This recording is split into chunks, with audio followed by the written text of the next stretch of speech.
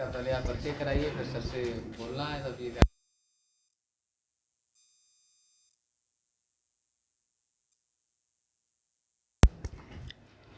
आज हम आप लोगों को सभी लोगों को मैं बताना चाहूँगा, हमारे बड़े भाई साहब यतेंद्र राजपूत जो प्रेजेंट टाइम एसआई हैं, वो हमारे श्री कुंज लाइब्रेरी पे प्रत्येक स्टूडेंट को फ्यूचर के बारे में बताने के लिए, उनके जॉब के बारे में बताने के लिए, प्रॉपर तरीक़ा से कंटेंट के बारे में बताने के लिए तो हमारे यतेंद्र भाई साहब जी को आए हुए हैं। तो इनका मैंने, हमारे जितने भी बच्चे हैं श्री कुंज लाइब्रेरी के, इनको सुनने के लिए बहुत दिनों से सोच रहे थे हमारे बच्चे कि फ़िलहाल में अभी जो यूपी पुलिस की वैकेंसी आई हैं, तो सर से थोड़ी सी बहुत सारी ऐसी समस्याओं का समाधान होगा, जिन्होंने बच्चों ने, प्रत्येक स्टूडेंट ने अपने लेक्चर से लेके ऑनलाइन ऑफलाइन जो क्लास ले रहा है, प्रत्येक चीज़ पे अपने लेक्चर को देखेंगे और समझेंगे और अपने कंटेंट के बारे में हमारे जो सिलेक्टेड हैं सर, इनसे बात कराएंगे और प्रत्येक बच्चा इस चीज़ को अच्छे से सुनेगा और मैं सर से डायरेक्ट अपने बच्चों के थ्रू बात कराऊंगा।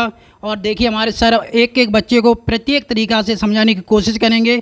मैं यतेंद्र भाई साहब से निवेदन करता हूं, कृपया आप बताइए, बच्चों को थोड़ा सा समझाइए अपने।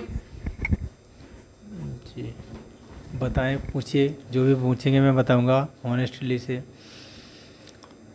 पूछिए सर। बताइए कुलदीप जी, बताइए, मतलब सर से कुछ आपको क्वेश्चन पूछना है क्या? ये सर कुछ दिक्कतें आती हैं हिंदी वगैरह में, जैसे अलंकार वगैरह हैं, ये कैसे तैयार किए जाएं? और कोई भी सब्जेक्ट जैसे है, मान लो चाहे हमारे लिए हिंदी हो, चाहे हमारा जीएस हो या मैथ या बाकी कोई भी सब्जेक्ट हो, जो हमारे प्लस पॉइंट हैं, जैसे कि हमारा जो वीक है उस पर हम ना ध्यान दे करके जो हमारे स्ट्रॉन्ग सब्जेक्ट हैं, अब हमारे पास टाइम कम बचा है तो हमें उन पे ध्यान देना चाहिए और बार बार प्रैक्टिस करनी चाहिए और जो चीज़ें नहीं आ रही उन्हें बार बार रिवीजन करना चाहिए। एक साइड में कहीं पर भी एक जगह लिख करके वो करना चाहिए हमें, जिससे कि मान लो हमारी तैयारी जल्दी से जल्दी अच्छी हो जाए, क्योंकि हमारे पास समय बहुत कम है। अब 45 से 50 दिन होंगे लगभग में, जो भी हो मान लो, तो हमें उसमें अब ज़्यादा से ज़्यादा पढ़ने की बजाय प्रैक्टिस पे ध्यान देना चाहिए, क्योंकि जितना ज़्यादा हम प्रैक्टिस करेंगे हमें हमारी गलतियाँ पता लगेंगी, उसी हिसाब से हम सुधार भी करेंगे। तो मैं बस यही बताऊंगा आपको, क्योंकि समय कम है, कम से कम 8 से 10 घंटे आपको कम से कम पढ़ने चाहिए और प्रत्येक सब्जेक्ट को बराबर टाइम देना चाहिए। कोई ये नहीं है कि आप किसी को 6 घंटे दे रहे हैं, किसी को 2 घंटे दे रहे हैं, नहीं, आपके लिए सारे सब्जेक्ट बराबर हैं, क्योंकि सारे सब्जेक्टों के नंबर भी बराबर हैं। तो आपको सारे सब्जेक्टों पे एक टाइमिंग के हिसाब से समय देना चाहिए, बीच में थोड़ा थोड़ा ब्रेक ले लेना चाहिए, जिससे कि हमें कोई प्रॉब्लम ना हो पढ़ने में, और कोशिश करना चाहिए कि एकांत में पढ़ने की कोशिश किया जाए। इसमें वो जैसा मैथ है उसमें तो कम आ रहे हैं क्वेश्चन, उसमें 18 लगभग आ रहे हैं। नहीं, जहाँ हमारी जितनी ज़रूरत है उस हिसाब से हमें उस पर टाइम देना चाहिए, न कि कोई, हमें पता है इस सब्जेक्ट में जितना हमारा वो एक वो बना होगा ना क्राइटेरिया, कितने कितने क्वेश्चन कितने कितने किस पे हैं, तो उसी हिसाब से हमें उस पर टाइम देना चाहिए। और जो आपका स्ट्रॉन्ग है सब्जेक्ट उस पर कम ध्यान भी दे दो, कोई दिक्कत नहीं है, लेकिन जो थोड़ा वीक है उस पर और कोशिश कर लो, क्योंकि अभी 45 दिन है, उसके साथ साथ में प्रैक्टिस भी। दूसरे तीसरे दिन आपको एक मॉक टेस्ट ज़रूर लगाना चाहिए, जिससे कि आपको पता लगे कि हमारी तैयारी का लेवल कहाँ पर है। कंपटीशन आपस में कुछ लोग हैं आप, तो आपस में भी देखना चाहिए हमारा लेवल कहाँ पर है। एक ग्रुप डिस्कशन टाइप जो होता है वो भी करना चाहिए, क्योंकि उसमें आपको ज़्यादा से ज़्यादा हेल्प होती है एक दूसरे से। नहीं आता है तो कोई दूसरे से, क्या पता आपको ना आता हो किसी दूसरे को आता हो, ये सब चीज़ें ध्यान देना चाहिए। लेकिन आपकी मेहनत इतनी हो गई है तो लग रहा है हो जाना चाहिए, आपने काफ़ी मेहनत की है, और लेकिन अब ये लास्ट टाइम है, आपको धैर्य बना कर रखना होगा, ठीक है। हाँ देखिए सर, मैंने आप लोगों ने सबने देखी वीडियो सुनी होगी, और हमारे यतेंद्र भैया ने आप सभी लोगों को कितने अच्छे से संपर्क एक एक पॉइंट बताया है। तो आप लोगों ने देखिए इतनी रात में आप लोग इस लाइब्रेरी में ज्वाइन किए हुए हैं। प्रत्येक स्टूडेंट अपने माता पिता को छोड़ के, अपने परिवार को छोड़ के, रात के 11 से लेके 12 बज रहे हैं, 12 के टाइम हो रहा है लगभग में, और आप लोग इस श्री कुंज लाइब्रेरी में आप लोग कंटिन्यू पढ़ाई का अपने जिक्र बनाए रखे हैं। तो किसी भी कंडीशन में ऐसा ना करें ताकि अपना समय बर्बाद करें। सर का केवल एक ही कहना है यतेंद्र भाई जी का, कि अपना जो समय है उसे बर्बाद और नष्ट ना करें, व्यर्थ में उस समय को गवाएं नहीं। समय एक इतना इम्पोर्टेंट है।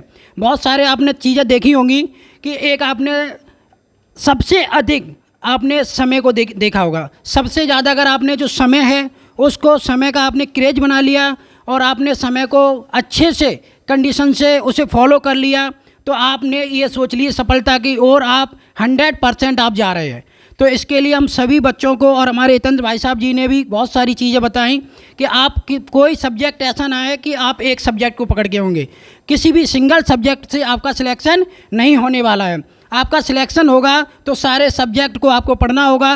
कोई पता नहीं है आपके कौन से सब्जेक्ट से कितने क्वेश्चन आए और कितना क्वेश्चन आपको पढ़ा हुआ मिल सके। तो इसलिए कंटिन्यू आप बनाए रखिए अपनी स्टडी पॉइंट पे और अपना दिमाग 100% रखिए अपनी स्टडी पे। अगर आप ऐसा कर रहे हैं कि आप 10 मिनट पढ़ रहे हैं और 20 मिनट बर्बाद कर रहे हैं तो आपका सिलेक्शन कभी नहीं होने वाला है। तो बहुत सारे देखिए हमारे इसमें आप लोगों के बीच में गौतम सर रह रहे हैं, तो इनसे भी हम थोड़ा सा आप लोगों को आवाज़ दिलवाऊंगा और समझाएंगे आप लोगों के बीच में। ये मतलब क्या समझाएंगे, देखिए हमारे लाइब्रेरी सारे बच्चे लगभग में निकल रहे हैं, बाहर आ रहे हैं, तो देखिए बताएंगे क्या आप लोग। उनकी भी 2 मिनट बाद सुनिए, बताइए सर। तो यतेंद्र भाई साहब को बहुत बहुत धन्यवाद जो हमारे श्री कुंज लाइब्रेरी को उन्होंने अपना अमूल्य टाइम दिया है। और सारे जो भी एस्पिरेंट है, यूपी पुलिस हो चाहे आपका एसएससी हो, देखो कंपटीशन तो है ही।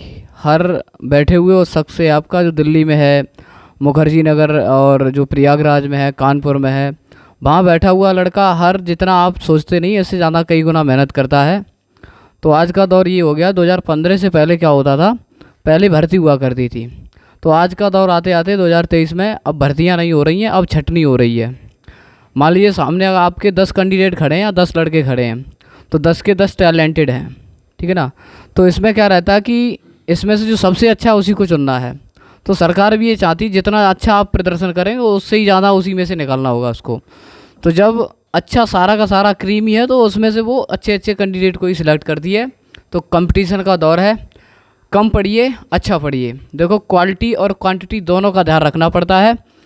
हार्ड वर्क तो सब करते हैं, तो हार्ड वर्क से ज़्यादा इतना फ़र्क पड़ता नहीं है। हार्ड वर्क और जब आप स्मार्ट वर्क करेंगे तो बराबर इक्वल टू यानी कि सक्सेस।